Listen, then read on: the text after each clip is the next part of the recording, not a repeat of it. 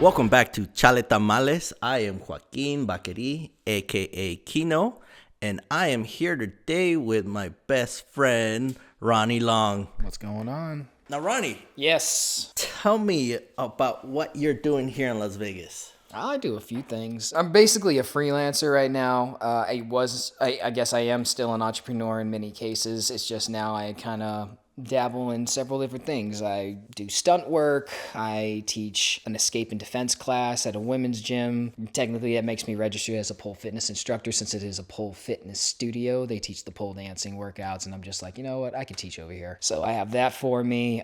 Besides that, I do a lot of private classes for people when it comes to firearms, self-defense, defensive tactics, anything that comes into that realm. That's my specialty. And when it comes to fitness, I assist out with some of my friends who have their own fitness business. Sometimes they need some help with it, so I'm good at working out people, getting them to reach their goals. I'm a teacher. Basically, mostly I'm a teacher. I do a lot of other side work as well, bodyguard work, private driving, all that stuff, but in my core, I love instructing. That's my biggest thing. And I have some other things that I'm working on that's coming down the line, but we'll get into that probably a little bit in this conversation. Easily walk through I'm a pole dance instructor. What part of the military training helped you be a pole dancer instructor? Can you, can you bring those two worlds together for me? Because I'm trying to figure it out. You know what's funny about that? When I bring up the fact that I do work at a pole fitness instructor, and they ask, "Are you a veteran?" Usually comes right after that. And then when I say yes, they're like, Marine Corps. I'm like, how did you know? It's like, because you work at a pole fitness studio. I don't know what it is about the Marine Corps specifically, but for some reason, apparently, and I can't even front this because yesterday I went to the pole fitness studio. I met a Marine there, and I've been talking to somebody on my Instagram because he's a calisthenics expert. He is also a Marine who does things sometimes with different pole related things. So apparently it's a thing. Marines end up near stripper poles in some way, shape, or form in our life. It's probably because we do the most pull-ups. We just turn that pole vertically instead of leaving it horizontal at this point in time. It's just boom, boom, we're moving. So Now, I've seen a lot of videos where they have military people or just in general, civilians out there doing exercises on poles, Yeah. And like the flag, I think it's called, Human flag, the yes. human flag, other movements. And I was like, okay, I know we think of it a little dirty because it's like pole dancing, but the exercise itself, it's hard. It's solid. It is actually very solid. So Fanya Munde, she's the one who created the entire craze of fitness on the pole. She was the one that it's the original pole fitness studio because it is the original. It's where it started, and then it started to spread all over the country and everything else. So the place I work is the foundation. That's where they put the flag at so they can actually start that. But what it is a major workout. It's core, it's shoulders, it's legs. It has to do with everything of controlling your own body. Like if you can hold your body weight with just your hands and you're completely extended, you're strong, right? That's the difference between athleticism and just looking good for aesthetics. It's, yes, you'll look aesthetically very pleasing when you do these kind of workouts, these core, shoulder, and a lot of isometric workouts that you're doing, but it's because you are naturally getting stronger. You're able to throw your body weight with whatever body part you're using. I can carry my whole body weight with just one hand. You're pretty freaking strong, and your body's going to show for that. And it's all about that longevity as well. I like to lift weights. I know a lot of people who are bodybuilders in that aspect, but after a while, they start breaking down because their body, their joints, their muscles are not meant to hold up all that weight all the time. When you do this things, when you're doing calisthenics and actually throwing your body around and actually getting up and getting down and running and doing that, you have a longer longevity when it comes to your body's reach. And so people are able to do that. They're able to keep moving, and they can get up to ages like 60, 70 years old and still be able to do all the movements. Fanya herself, I think she's 55 years old and she still looks like she's like 37. So it's just because she's been taking care of herself and doing this for so long. It's a very impressive thing. Calling all veterans. Join Team Red, White, and Blue. You can find them online under teamrwb.org. Your local Las Vegas organizer is Kevin Pannell.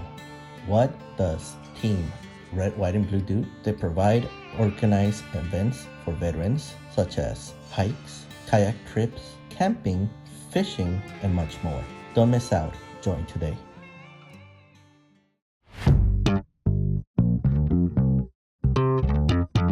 Now back to the show. Now, what have you found difficult to get people into the gym? I've been in fitness, in some way, shape, and form my whole life. My dad, I told you, he looks like Black Dynamite, right?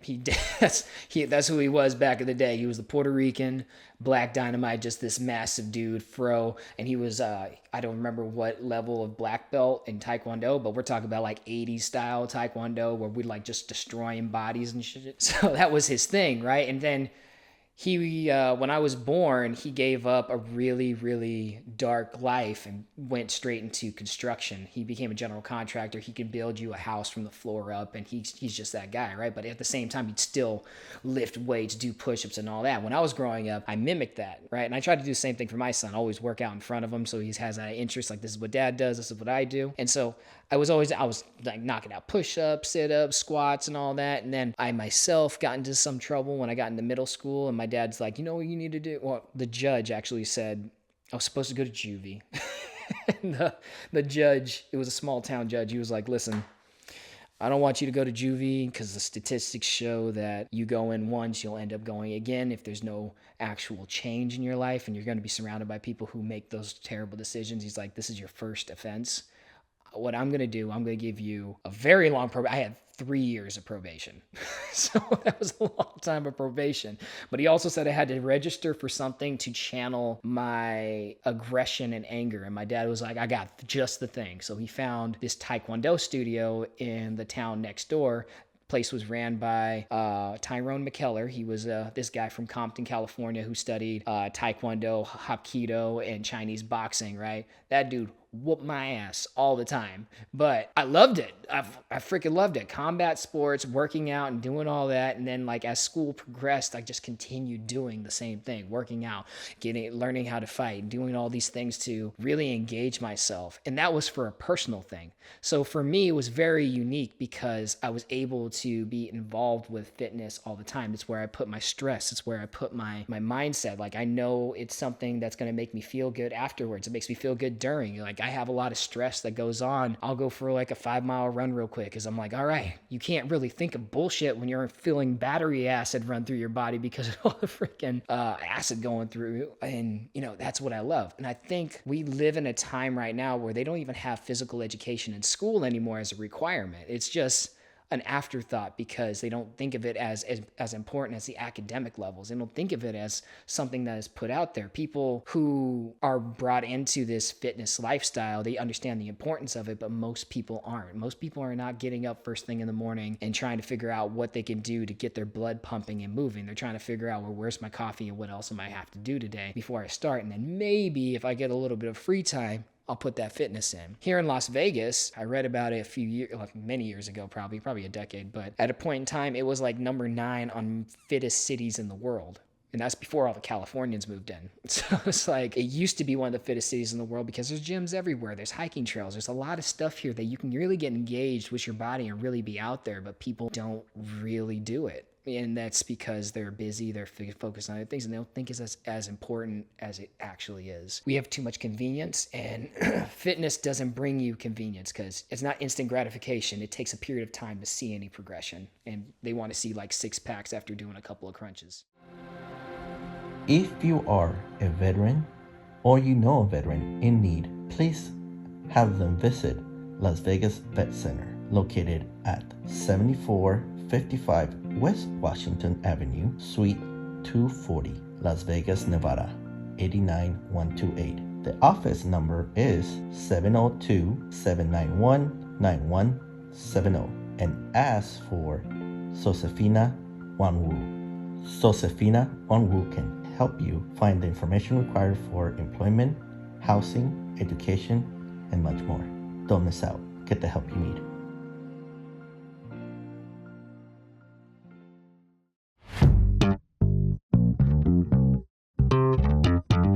Now back to the show. We know each other from MVP, Yes. Emerging Players and Veterans, and it's a place where we can go and talk and exercise. When I started going there, I was going through the early parts of my divorce. Well, I would say separation, because divorce came after. It really helped me be able to dump a lot of this frustration that I had, that I was carrying, without judgment. I could easily gone to Outback or EOS here, like gyms, and I was never ever gonna have the same response that I got at MVP. You could easily get lost in these gyms, but for us, I mean, it's not just the physical part, but also the mental of, hey, are you okay? Yeah. And we're quick to saying like, hey, yeah, I'm good. That is the fucking most cop out thing we can say to each other. Like, yeah, I'm good. And because we know we're not. We necessarily want to burn people, but it's sometimes having a place like this has been so vital to where I'm at now. I guess over a year divorce. Lost my house, got a new house, rebuilding every day. I add something to it, or once a week, always trying to beautify it. But it's also making me feel good about where I'm at. Yeah. And I think a lot of people get stuck in that moment where like, I'm gonna have to go to court and get divorced and all this stuff, and they don't see tomorrow. Yeah. And I think that's something that is very important. It's like, hey, there is a tomorrow. They don't have to be a dark tomorrow. It could always be a positive, being how we think about it. Working out with you guys has been so important to me. I'm starting to see those gains, and it took a while. And it's correcting, my diet. It's not just going one day. It's not going one day. Now, I know you provide your services. What dates do you do it for other veterans at your place?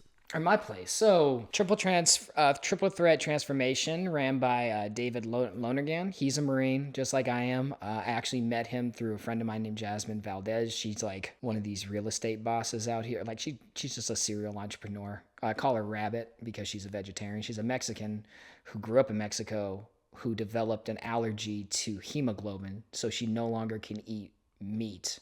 And she grew up on a ranch in Mexico. And so now she's Rabbit because all she can eat is lettuce. So it sucks. But I met David, through her. And David was trying to get some traction for his fitness business. He does a lot of functional fitness, like kettlebells, all the body weight stuff and things like that. But he was doing it like out in a park in like Summerlin and something like that. And Vegas is beautiful 3 months out of the year. Okay.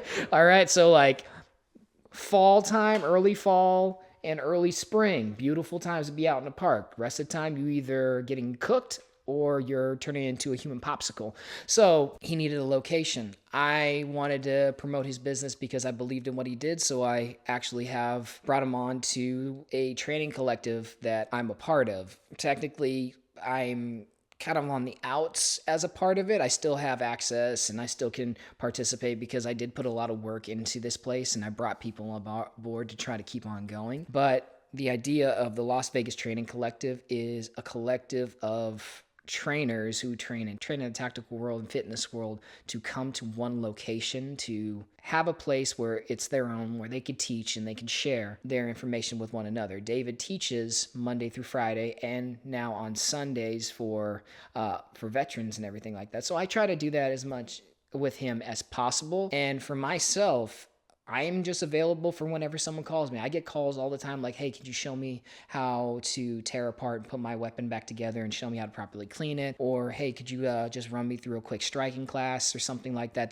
People want to ask me, and I have the calendar. I know when it's available. So it's like whenever someone has the time, I'm available for. I always make myself available for the people that need something, and I'll meet them where they're at. It doesn't matter if I'm going to their place, going to my place, whatever it is, I like to be available for people.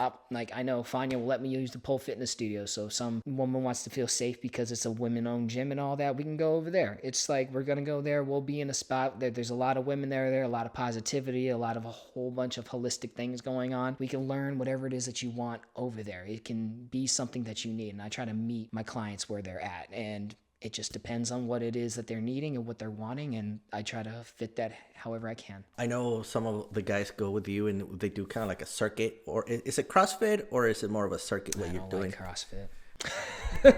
It's nothing against CrossFitter. It's like CrossFit has like really good equipment, but there's a lot of times when like especially amateur CrossFit guys, they do some really wild things trying to get like these massive reps, but they're doing their technique completely wrong, and there's a lot of injury that can come from that, and there's not a lot of correction that comes from that. So it's just mostly circuit training that we do, a lot of physical fitness just for your body weight and throwing kettlebells around. If it's functional and the technique is done properly, that's what we want to focus on. I haven't convinced David yet to let me run an animalistic primal movement class yet, but I'm working on it because that's actually a really fun one to do. You know, when I go to MVP and it's usually try to get there at 3 on Friday. Yes. And if there's nobody there to do jiu-jitsu with, I end up doing bear crawls. Bear crawls are great. I mean, Jesus, it has changed my game so much. And it's just a simple, walk. It's a bear crawl, and the muscles that we're using, I definitely use them again when I'm rolling with someone. And they just they just feel like this is a normal position. And I see when you were saying CrossFit, when I tried it, what I didn't like is we're everybody's so doing it so fast for the time. They're trying to do time. There's no technique. There's no structure. It's better to do 5 perfectly done pull-ups than it is to do 30 half-assed ones. You know what I mean? And when it comes to like primal movements, like you're talking about the bear crawl, I have an alphabetical way of doing it. I have the A, B, C, D, M of primal movements that I put everyone through when I do a primal class. You have your ape walks, bear crawls, crab walks, duck walks, and monkey fuckers. Those things will fucking destroy you, and you will be good the rest of the day. All right? Like, you were good. Like, if I put you through an hour-long primal movement class that has those 5 animal movements, you're done. Like, it's good. It's good to go. Dude, I hate the duck walk. I hate it. I'm telling you something. You hate duck walk, you're gonna hate monkey fuckers. All right. So what is monkey fucker? A monkey fucker, that it can't be explained on the camera, but it's something that is mostly hamstring workout. It's a very heavy hamstring and kind of upper quad area at the same time. But you kind of go like, when you're doing that ragdoll yoga pose, you're just kind of like leaning over while you're standing. Well, you take your hands, you actually go behind and hold on to your ankles, and then you try to sit on the ground, and then you try to stand up or sit straight up. So you're basically sitting and standing, going into a low squat position, and then an upper leaning down stretch position. And you just keep on doing that, and you feel burn, and like you get like the wobble legs, the little noodle legs. Yeah, it sounds like it quickly will. It takes no time at all, and you will get gains from it.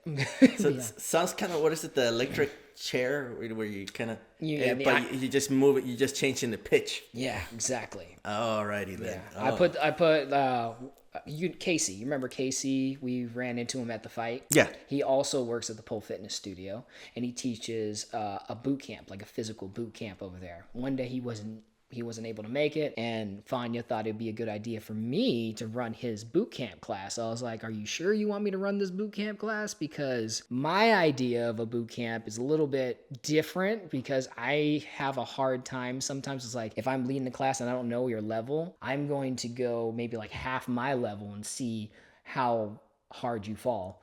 And so I ended up doing those 5 to the women that were there, and they were smoked. They were absolutely smoked from it. It was wonderful.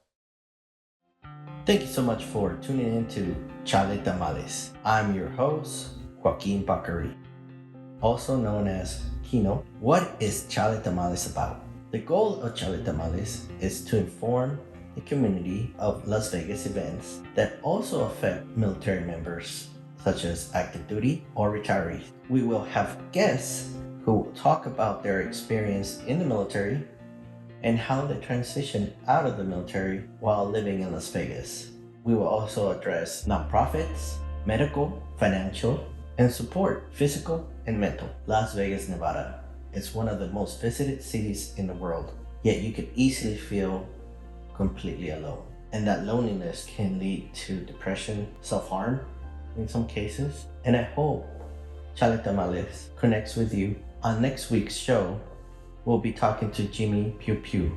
He is one of the counselors at US Vets in downtown Las Vegas. He'll provide us with information for therapy, assistance, and much more. I hope you're here for next episode.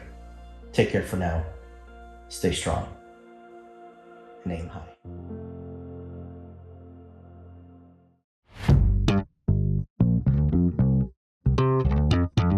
Now back to the show. Well, you brought up the topic women. So last time I saw you on, I think it was Instagram, and I was like, you were in a video with a friend of mine called Nicole. Yes, Nicole. And I was like, wait a minute. I thought it was odd because she kind of like, she's walking and then like you come out of nowhere and you grab her and you try, it seems like you're trying to drag her down. And I was like, is that Randy? I'm like, and I was like, well, how did Randy know Nicole? And I was like, okay, so I had to call you. I'm like, and like, hey man, is this you? I'm like, yeah. Totally me. Yeah. And next thing you know, like, I'm like, we're hanging out with the same people. We're meeting the same people. And this is what you're saying. You're teaching her how to self-defense. How to get out. Yeah, that was her first class. So I wasn't teaching her how to like smash a face or kick someone in the balls and do all that stuff. Like a lot of self-defense, they go right into that, which is great, you know, in many aspects. But I never want to teach a woman to square up with a man the very first freaking day, because that shouldn't be your goal. Your goal isn't to square up and try to knock this dude out. Your goal is to get away, right? To understand the body mechanics and what will help you escape in a certain aspect. So things I was doing there, I was trying to pin her up against the wall by her throat, right? Actually grab onto her wrist to kind of restrain her, try to grab her from a reverse bear hug to feel her weight go off the ground so she didn't have support of it. And I mean, she doesn't weigh much. She's like, what, 80 pounds to 100? Maybe like 100 pounds. Maybe yeah, 100 pounds she's probably like 100 pounds. But she's going to call us out right now. She's like, I'm 97 pounds. Regardless of it, the point of the exercise was, could you get out of every grip that I put on you? Could you get out and understand what I was telling you, how to escape? And I was also doing it in a stressful situation, because you have to explain to people, like, I could teach you right now. I'll teach you how to do something, right? And then I'll ask you to do again while I'm shooting a gun behind your head, just hearing the bang. That stress is going to make you collapse, because you're going to collapse to your lowest form of training. Like, this is her first time doing it, and she was able to remember certain things about it, even though she was highly stressed out, right? And the reason I do that all the time for my students is I want them to understand is, like, you may feel like you can take on the world right now after one fucking class, but you can't. Because you haven't practiced it. You haven't put it into your mindset. You're not thinking about it all the time. You only did it one time, which means in a real life and death situation, you're going to go back down to someone who only did it one fucking time. So if you don't do this again, if you don't come back to the class, if you don't practice with the people who are around you, you're only going to be as good as your lowest form of training. No one rises to the occasion. They fall to the level of their training, no matter what that is. It could be basketball, it could be shooting, it could be anything. It all depends on what you're putting into practice and how you do it. And never say practice makes perfect. Perfect practice makes perfect. And it doesn't matter whether it's perfect. Do you understand the concept that we're talking about? Because when the concept makes sense, then everything else will fall into place. Now, there's two young ladies that have this event coming up. Oh, yes. Okay, so... You want to talk about that a little bit? I'll talk about that a little bit. So I went to the pole fitness studio last night. I saw these flyers. There's a couple of ladies who are going to be there. The one that I know, her name is Saint Anique. I think that's how you say her last name. She has an event coming up over at the Commonwealth in downtown called the Nightmare Before Christmas Burlesque and Variety Showcase. The doors open at 9 p.m. Show actually starts at 9:30, and it's a burlesque show. So if you guys are going there, you hear Nightmare Before Christmas, and you think it's like for kids, I don't think that's necessarily true. I'm not saying that kids aren't allowed. I would do your research, but I do know that the girls put up a good show. They work really hard. They practice daily, really late at night, trying to get this stuff looking as professional as they can. I know some of the girls even work for Circus Soleil and things like that, so they really take pride in what they do. And then if you guys can, go ahead and support Saint while she goes over there. I guess it's her and about 5 other women. And again, that's over at Commonwealth, right in downtown on Fremont Street. And that's on December 17th, isn't it? Yes, it is on December 17th. So what is that, next week? 2 weeks. 2 weeks. 2 weeks. So 2 weeks, yeah. getting close to that Christmas time. Also people that you train, you know. Yes. Saint hasn't had an opportunity to take my class. Usually when I have my class, it's pretty late, 7:45 over at the Pole Fitness Studio, and she's already done like 4 classes that day. She's spent. Okay, a lot like we were saying, the pole fitness classes, they are pretty intense, right? They're very fun. Like the girls have a lot of fun when they go there and they're having a good time. And then when like that last class that they did for the day is done, they have like that 15 minutes to kind of like collect their stuff and all that. They're like, oh wow, I am done. There's nothing left for me to do, which is funny because when I did security there, I would be standing there on Friday nights and Saturday nights. I'm just kind of like hanging out because I wasn't protecting the place from like homeless or dudes or things like that. I was protecting them from state agents, which is because during COVID, when I was working there, they were trying to close the place down because she didn't enforce the mask law. Fania printed me out the Constitution, highlighted where they can go fuck themselves, and said, every time you see a windbreaker, go tell them to go fuck themselves. They don't belong here because it's private property. I'm like, that's what I like. I've loved Fania ever since. One of the things that comes up with this is like bachelorette parties and wedding guests and birthday parties. They come here expecting just to learn how to do sexy dancing and pole dancing and lap dances and all that stuff. They forget the whole aspect of the fitness portion. So they come in usually pre-gamed up and they're all drunk. A little bit, just like a little bit buzzed, and then like they got the heels that come on. They're like 8 inches tall and all that, and I'm like, oh, I'm gonna hear some collapsing from out here because there's tinted windows. You can't see that's in there. I just hear doo doo doo doo inside there. I'm like, oh yeah, they probably put lotion on too. So. Now, we went to H2O. I don't remember what's it stand for. Do you remember what it stands for? Yes. H2O is Hollywood 2.0. Like I said, I'm a stunt man. So I've been getting into the stunt world, light me on fire, kick me off a building. As long as you pay me, we're good to go. But this was my first event for the stunt world, and it happened to be for the Hollywood's Film Festival, which is... they're calling it H2O here in Las Vegas. So if anyone is unaware about this, a lot of studios are coming here to Las Vegas and kind of leaving Hollywood behind. Hollywood is still going to be Hollywood, but there's a lot of studios and studio we're going to be filming more filming, more filming, a lot of production, a lot of stuff is coming here, and they're calling it H2O, Hollywood 2.0. Yeah. Now, I was running the camera and for you as you guys were doing your stunts. Yes. And then we went upstairs to do the meet and greet, and I don't know, we were just chilling, watching, everybody dance. Yeah, because no one was dancing at first, and all of a sudden they started dancing. We're just like, okay, this is entertaining. Yeah, remember that. Then all of a sudden, some girl tried to put her finger up your butt. It wasn't not just any girl. It was the DJ. It was the DJ. The DJ, for some reason, she took a look at Joaquin and she was like, yeah, that's mine. And she just like claimed him, basically, like bam. And then he thought it was one of us, and then it was the DJ. We as veterans, we crossed some lines with each other. Yeah. So I figured it was like someone being a clown behind someone me. showing up like Jason or something like that. Like somebody. I really thought it was Dave. I was like, it's Dave. I could. Yeah, I would. Dave is the. I'm like, because he does some weird shit. But I'm like, all right, it's Dave. So that's why I'm accustomed to being like. And when I say accustomed, I'm like, it's normal to get groped and be like, don't overreact. And it was like, it wasn't Dave. It was this tiny DJ girl. And I was DJ girl. And then she like gave you the stink eye, like you did it. Like what the fuck? And then the whole time. Like you had it coming. That was the face. And then she goes down, she starts dancing and things like that. And every like few minutes she'd be looking up at you, just like, I'll see you. Like did the double eye point at you or stick her tongue out on you and things like that. That was funny. I just went away. I was like, I don't know what's happening. So I went to go hang out with Tara Reid. Well, Ronnie, thank you so much for coming on to Chale Tamales and, talking about what you do, and your process. Mm-hmm. Absolutely. Yeah. Thank you so much. Thank you for having me. Thank you so much for listening to Chale Tamales and making us the #1 podcast on Urban Night Radio. Please come back next week at 5 p.m. We will also have a new surprise guest. This is Kino. And don't forget to call your battle buddy and tell him how valuable this person is in your life. Take care. God bless. Bye-bye.